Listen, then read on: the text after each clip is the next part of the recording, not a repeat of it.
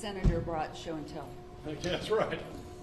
Good morning. My name is Cindy Siegel. I'm the chairman of the Harris County Republican Party. I want to thank you all for being here today. I want to start off with a quote by Harris County Judge Lena Hidalgo a few years ago. We established this office of the elections administrator, and that's why we wanted to appoint the most qualified and credible person to this position, and that's Isabel Longoria. And the reality is that there is a 5-person commission which Lena Hidalgo chaired a few years ago, and of all the applicants for the election administrator's job, Isabel Longoria was the one with the least qualifications. She had no election experience, and she had no credentials as it related to running elections. And today we've seen what happens when you put the wrong person in the job. Now, I'm a fairly easygoing person, and if it were only 1 or 2 mistakes, I'd say these things happen. But this election was an unmitigated disaster. From double booking people, to telling election judges that we had booked that they didn't need to show up, to delivering equipment to the wrong poll and to places that weren't even a poll, to missing equipment, to polling places where the equipment didn't work, to the wrong ballot size being delivered, to poor training, to, I can go on and on and on. It was at every level a disaster. So today we want to tell you why we filed the petition yesterday.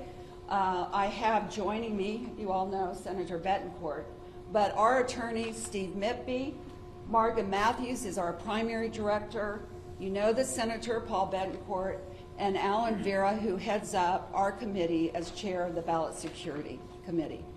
So with that, I want to tell you that in 40 years of business, I've never seen a disaster like this. And what does that do? It hurts the voters. And the fact is, Monday night, late, we were given a list of polls where we had, both parties had people who resigned or hadn't been placed. And both parties, in a bipartisan effort, tried to work together to have our presiding judges actually open up both polls. Friday night, when all the supplies were supposed to have already been put together, I was notified Saturday morning that they had done nothing by 9 o'clock that night. And the weekend before election, with all the supplies for 750 presiding judges showing up to get those supplies, to not be set up, that's a problem. This is a management issue. They've tried to deflect it and make it a voter error, problems with the legislative, the legislation. This is not a new problem. For example, it's not the first election with the new machines. We've gone through 6 elections and it continues to get worse. So what I'm asking today, it's time for Isabel Longoria to either resign or be fired. And with that, I'm going to turn it over to our attorney. Thank you, Cindy. Good afternoon, members of the media. Thank you all for coming. My name is Stephen Mitby, and I represent the Harris County Republican Party as the party's attorney. And on Wednesday evening, last night, I filed one of the most important election lawsuits in the history of Texas because we sought to impose court supervision over an election process that had gone terribly awry. As Cindy said, it was an unmitigated disaster. But the election didn't just go awry on Tuesday night. It went awry in the months before that when the planning process took place and when Harris County Judge Lena Hidalgo appointed an election administrator who could not get the job done. And as a result of that failure, the failure of an unaccountable bureaucracy appointed by Lena Hidalgo, we had wrong ballots sent out, we had ballots that were incomplete, we had broken election equipment, we had election equipment that was sent to the wrong places, in some cases not even to polling stations, and we had the worst election disaster in Texas history. This election was one in which less than 15% of eligible voters voted. That's less than 15%. Can you imagine what would have happened if this had been a general election where there was a much higher percentage of voters voting. It would have been a national fiasco, and it would have embarrassed Harris County in Texas like no other election scandal. And so we filed suit to stop that, to impose court supervision, and we heard nothing but excuses and back and forth and misstatements from Harris County about what they were doing. First they said that they couldn't get the votes counted. Then they told us that they'd be able to get them counted by 7 o'clock last night, which is the statutory deadline. Then they missed that deadline, and finally they finished the counting in the wee hours of the morning, and we're still investigating to find out exactly whether it got done correctly and what mistakes may have been made. But we, fortunately, our lawsuit pressured them to get the job done in the wee hours of the morning and not delay this process any longer. So now that we're done with that, we're looking at the next steps and what legal action we can take to make sure that this never happens again, that no Harris County voters will be put at a disadvantage because of the incompetence of the Harris County administration led by Lena Hidalgo. Thank you. So I do want to introduce you. Most of you know State Rep Briscoe Cain. I asked him to be here today because I do think that there's been a lot of, again, deflection pointing towards the legislation or the mail-in ballots. I will point out, I think that there are people in the election administrator's office that's saying that the delay that we asked for the vote to stop the count last night, we did not. That there was a problem because of that they were tied up with the mail-in ballots. That's done by the early voting board. It's not done by the people who were at Central Count last night. So now I'm going to let briefly Alan Vera, who probably knows more in his little finger about how the election process works logistically, just briefly give you an overview of what takes place. Thank you, Cindy. I'll be very brief. The disaster we saw on Election Day had nothing to do with any new legislation. The lawsuit we filed had nothing to do with new legislation. Those sections of the election code were written in 1986 and 1992. So this is no surprise being sprung on the county. The election process is not appreciated by most of the public. It is an intricate, detailed process that requires planning. It requires experience. When you fire your director of training for the county elections 2 days before the early voting begins, you have a problem. When you hire an entire new staff to appoint election judges and clerks to the polling locations, and they've had 3 weeks experience before the election begins, you have a problem. So whatever you've been told, the disaster of Tuesday had nothing to do with new election legislation, had nothing to do with new laws of requirement. It was just bad experience, poor planning, and horrible execution. Thank you. Briscoe, do you want to say a few words? Okay, you want to do Q&A? Go for it. I mean, I was going to echo Go what ahead. Vera had said. I want to echo what Alan Vera had mentioned real quick, but I did some research last night, and actually, it's been a law since 1951. In 1963, again, it's been a law that they have 24 hours to turn those things in. It's also been a law since 1961, meaning it's been the law before any of us in this room were allowed to vote that they must continuously count those votes. Moreover, though, what Harris County did on election night by asking the Secretary of State's office for an extension was essentially an unlawful request. Actually, because of new law, no one, including election officials or public officials, are allowed to waive, alter, suspend, or modify any requirement in the election code unless it's specifically authorized. So it's amazing that we have a county asking something that is illegally to be done, and they should just simply do their job. In 40 years of being involved in elections in Harris County, I've never seen an election system pushed to the point of a precipice where the election would not actually occur. That's what has happened this last Tuesday. We have an inexperienced and incompetent election administrator in the nation's third largest county that nearly collapsed the entire election process in the primaries when there's 1% turnout on the vote. I mean, not 1%, single-digit turnouts in that day. Look, for example, these ballots are supposed to be legal. That's the size that was supposed to be given out to all the election judges.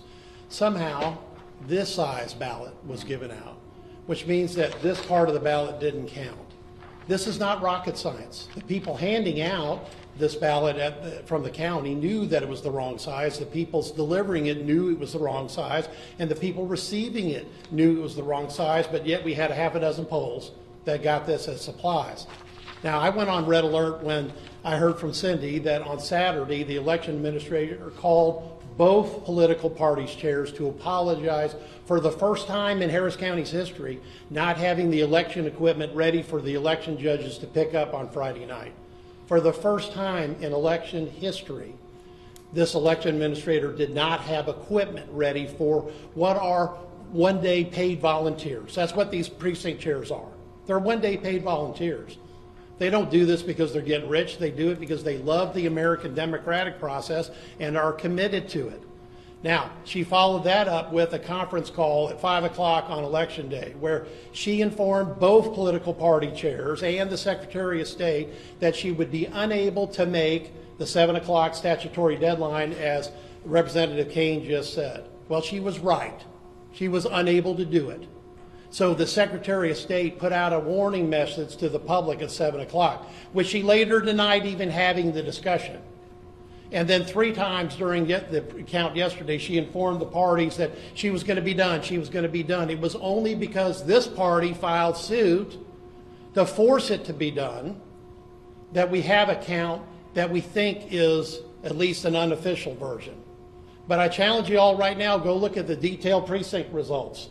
Go look at races, and you'll see precincts with hundreds of more votes than actually are registered votes within the data they said.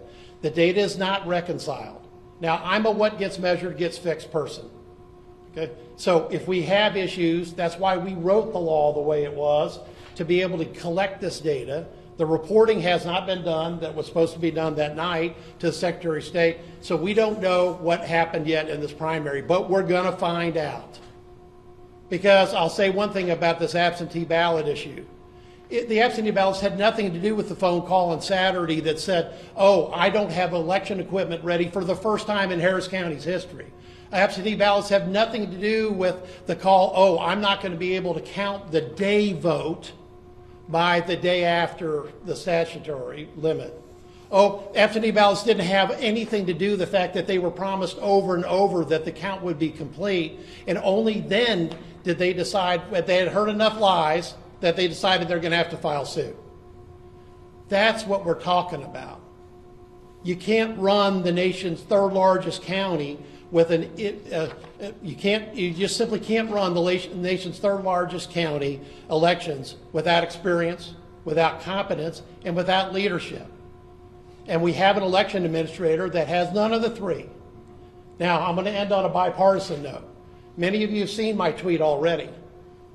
There's a perfectly good solution out there. The Commissioner's Court could decide to return the elections to the existing Democrat office holders that it was taken from. Because I know the current Democrat county clerk would have to be more competent than the current election administrator. And that's the bipartisan note we'll end on. So we'll take questions. Hey, obviously, we've had election issues since I've been in Harris County, whether Republican or Democrat is in charge. If these issues had arose under a Republican, would you still be as concerned? Yes.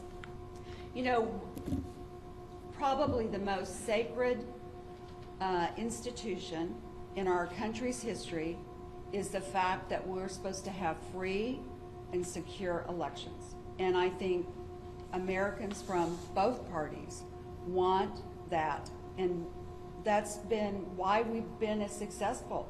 I mean, we all want to trust that when I go vote, whether it's Democrat Party or Republican Party or independent, that I'm going to be able to vote.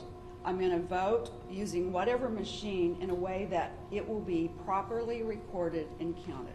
So as a Harris County resident, if this had happened under a Republican, I would have been saying the same thing. I have a Other question. question? I have a question for Senator. You just challenged us to go look at, I don't know if I heard you correctly. You can look on my Twitter feed at Team Betancourt. Are you calling this are you calling a fraud at any point here? The data is not reconciled. You can look at my tweet at Team Betancourt. You can see a picture of what the data looks like on a precinct level. It's not reconciled. It means the data they're reporting has got values that are much higher than the registered vote on these individual in these individual races. Now, they may have finally found all the votes that they had. They may finally found all the equipment they were missing. They may have a total, but it's not broken down effectively into both party primaries. I used to be a primary director at one chance over 20 years ago, and there's no breakdowns yet. So the problem is that if you don't have data that makes sense, you can't measure and fix it. And right now we're looking at a situation where I've never seen this before. Al and I have been doing elections for a long time, and there's supposed to be a specific formula that they report, which is number of registered voters, provisional ballots, late absentees, et cetera. And they haven't turned those reports in yet. So are you calling this a fraud election? I'm calling it an election that's filled with election irregularities. See, throughout the whole debate on my audit bill and others, okay, back as far back as October of 2020, I've been worried about election irregularities in Harris County. So I don't call anything a fraud until I get proof. I call it a massive amount of election irregularities that have occurred. That's the way you should do it. And we've got plenty of election irregularities to look at this point. Cindy, Cindy, correct me if I'm wrong. The election administrator is someone that is put into that position. It's approved, correct, by the committee. But you're part of that committee. I mean, Republicans and Democrats do have a voice.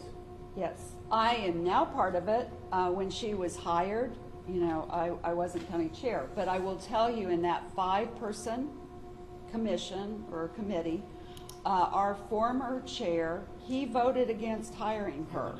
And Ann Harris Bennett, the tax assessor, Democrat, voted against hiring her. Lena, it's my understanding from conversations, is Lena Hidalgo pushed for her, someone with no experience, to run the elections in the 3rd largest county in the country. And last night, Judge Hidalgo did provide us with a statement indicating that while there was some conversations with regard to party politics at the state level, or in the parties at the state level, here at the local level, she said that it doesn't absolve what took place, and that she's asking for, and I'm paraphrasing, but she's asking for an accounting of what happened here by all parties involved. Do you agree with that? Yes, I'm an accountant, CPA. We need to, as the senator said, we need to investigate and figure out what the data shows. And we're in the process, and we actually have asked our voters and our precinct judge, presiding judges, anyone. We've got an election hotline, 512-991-0117. So we're trying to gather that data so we can assess how substantive all these issues are as it relates not to the equipment, but to the actual votes counted, and how pervasive this problem was due to Isabel Longoria's ineptness. And I know that another lawsuit is likely. Would anyone like to speak on that? I've asked our attorneys to investigate all legal actions and others that we can potentially pursue. The reality is there is another election the first part of May that's a local election across the county. The reality is May 24th, both parties have a primary runoff. And the reality is we're going to have the largest election for a midterm come November. We know both sides are stirred up, and if these problems are not solved, where are we going to be? I mean, people go out and vote, and we were really pleased with the turnout from Republicans. We had 300 people standing in line that had come to the poll, one of our polls at 7 o'clock. They left at 11 o'clock because they care enough to vote. Where are we going to be in November if these aren't addressed? Have you reached out to the other members of this committee and expressed to them what you're seeing at this news conference? I have been having conversations off and on with my counterpart in the Democrat Party. And on these conference calls, he's expressed real concerns, and they had frustration. And you can understand why both parties had judges that said, I can't assume the risk and run something that, you know, I don't have the equipment. I don't have the proper ballot paper. I think a bipartisan approach was that we both recognize there's serious issues there. I want to also address 20 polling places from the Republican Party didn't have judges, according to the numbers that Ms. Longoria gave yesterday. 20 of them didn't have judges, and 12 Democratic polling places also didn't have judges. Democrats and Republicans yesterday talked to me about the fact that the Democrat says it because of COVID and because of the fear that these judges have about the consequences of any little mistake because of SB1, right? And then Republicans say that the reason they didn't have them is because the parties didn't get together and agreed on having joint elections. Which one is which? So I can't speak for the Democrat Party and those presiding judges, but the bipartisan approach, which we found out where these locations were late Monday night, is that we ask our presiding judges to cover and try to open up both polls. And both parties stepped up. Some of our presiding judges, Democrat and Republican, said, you know, I just don't have enough clerks. It's the last moment. This is not about SB1. This is a management or lack of management problem. You know, you just don't try to run an election for the third largest county this way. Yes, the Republican Party, because historically we have said we will share the location, but we want to run our own primary. And I think this is further proof of why we want to run our own primary. In terms of the positions and the empty spots, I will tell you there's been massive problems for months now. We've had a shared document that the county, the Democrat Party, and we've been staffing those locations. And I spent many hours Friday night and Saturday morning doing a reconciliation between what they were showing and what we had in terms of staffing.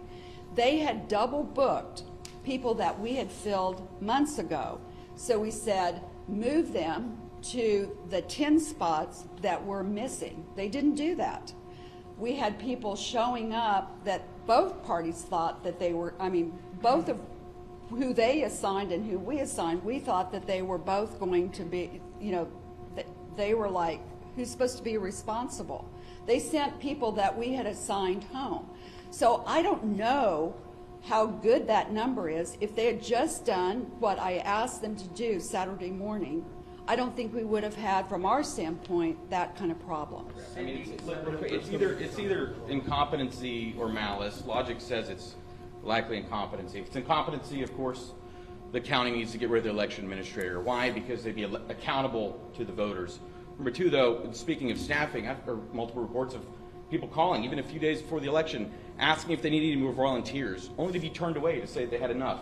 And now, though, then the county wants to blame it on staffing when it's their fault that they're understaffed. Go over how far this goes back in law again. Oh, yeah, well, but the rule, again, just to help repeat it for those, is that beginning in 1963, so in 1951 it was 48 hours, and in 1963 it became that the delivery must be done within 24 hours of the closing of the polls. Same year, 1963. The laws require that after the polls have closed, vote counting shall be conducted continuously until every ballot has been counted. This is nothing new. Again, it's been the law before any of us were even old enough to be voters.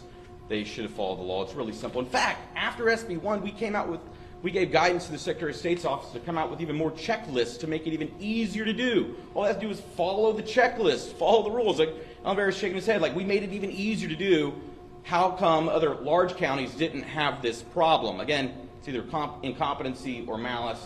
Logic says it's incompetency. I hope it's not malice. So let me point out one other thing, and my primary director mentioned it. This shared document that we were all working from, we found out Friday that they had quit using it 3 weeks before, and they continued to fill spots without telling us.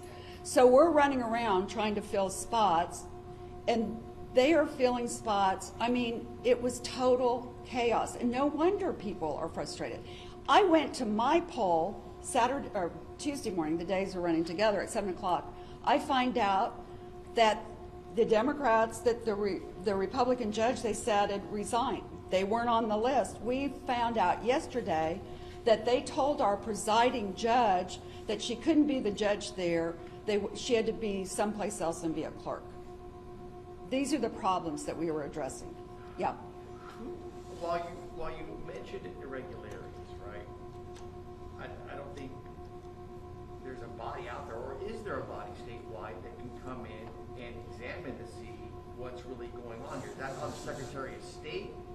Is it on the Attorney General? Who can come in here and get to the bottom of what really happened? There's two paths. If there's been criminal violations, the Attorney General can look at proceedings either in this county or adjacent counties. When you look at the civil liability of all this, the Secretary of State has already initiated a phase 1 audit, limited audit that's already been completed, and they're in the process of requesting information on a phase 2 audit. I know I'm going to be recommending that this election also be part of that discussion that the Secretary of State has already initiated by requesting open records, et cetera. Mario, you've hit on the point. There are 5 people on that board that select the elections administrator. My tweet was that all 5 of them, okay? Because you've got 2 party chairs, you've got 2 Democrat elected officials, and then you've got the county judge, who's the one who made the appointment of Isabel Longoria. And 4 of those have to vote to get rid of her.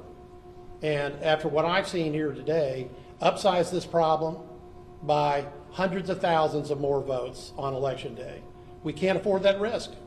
And that's why I'm saying, at least I tweeted yesterday, give it back to the elected officials. They happen to be Democrats, and I know I'm a Republican, but I'm looking at any solution that can be done before November to keep us from having an election catastrophe that will be the largest in the country. Other questions? Thank you all. Thank you for coming on a short notice, and I'm sure we will be having many more discussions as we move through this election year. And feel free, Genevieve Carter is our comms director. If you have any questions, feel free to follow up with her. Thank you all. Thank you.